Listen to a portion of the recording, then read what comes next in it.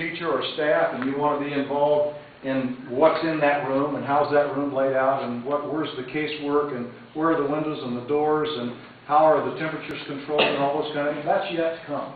That's a lot of the detail that if we go forward then with funding for the project, those kind of design meetings will then start. And a lot of that detail will then start to happen with everything from what goes inside to what goes on outside. And you'll find that the way we design is inside out, outside in. So we start inside and we make a building design functionally. If it doesn't work and function inside, you know, it's not going to be a good design. So we start inside and make the building work for you, and then we move outside, and then we kind of move back inside, because many times as you do that, you find things that work and don't work. One of the things that I want to do tonight is just show you some images. Okay. Just so you know, we're going to pass out these cards and pencils, and if you want to be able to get input, like I like red brick, or I want straw, or whatever, or if you have questions, please send it in. Some of the requirements of the BEST program is, does everyone know what LEED is? You're probably hearing that term in the media and stuff, Leadership in Energy and Environmental Design. And it's a new standard that's out there that's going on around the country. And this building will have to be designed to LEED standards. It will have to be a LEED Gold building. And what that means to all of you is that it will be very energy efficient. It will be very environmentally friendly. So while we look at the building when it's being designed, and we look at daylighting, and we look at ventilation, and we make it a healthy building, we do a lot of those things, we also look at the outside, and we worry about stormwater, we worry about orientation of the building, we worry about daylighting from the outside, sun shading, we worry about longevity of roofs, and a lot of other kinds of durable materials. And that's what happens through that process. And they have a rating system that we go through, and we'll have to have a certain number of points in order to get a gold rating.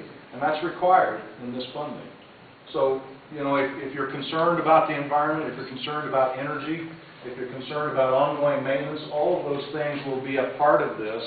And it's a process. You get a point somewhere, and then there's something else that's a trade-off that we go through during the design. We have some images that we want to show you, and if you'll just think about this, really, we'd like you to write notes down, or we'd like you to raise your hand and make statements. This is just the very first of probably numerous meetings that will happen where we're really looking for input. And these images are not to tell you this is what we like or what we want you to do or anything else. They're totally just to get a reaction. They're totally to start to get the community to tell us what Bob was talking about. Well, that's my building. That's our building there. Or this is not. I hate this, but I like that. And that's all these images are for. And it's a process we go through so that you can just see images of exteriors and interiors and help us start to know what to design for your building.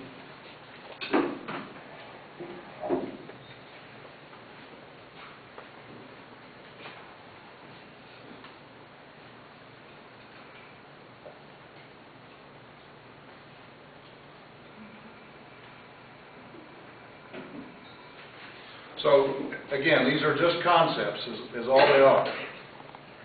So you've seen this site plan, so I'm not going to spend much time on this. You've seen the floor plans, and the building is 2 stories, so it really has 2 levels of classroom areas.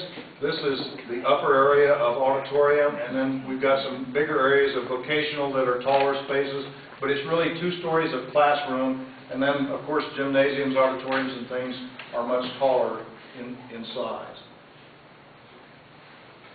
This is Kesner Building, and what we did here was take the existing spaces and start to figure out what we could put in this building and how we could renovate it and restore it.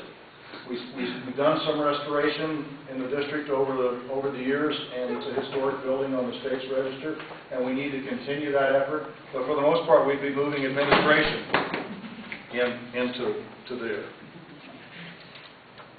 So that's the 2 levels of Kesner.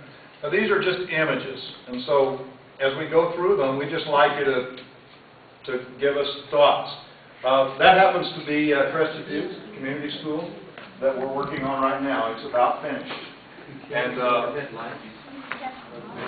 that better? So that's a combination of concrete, architectural concrete masonry units and metal panels, and it's got some combinations of some sloped roofs and some low sloped roofs. The high school, that's a K-12, so the high school on this building is on the south end, and the elementary is on the north end, and the middle school is kind of in the center.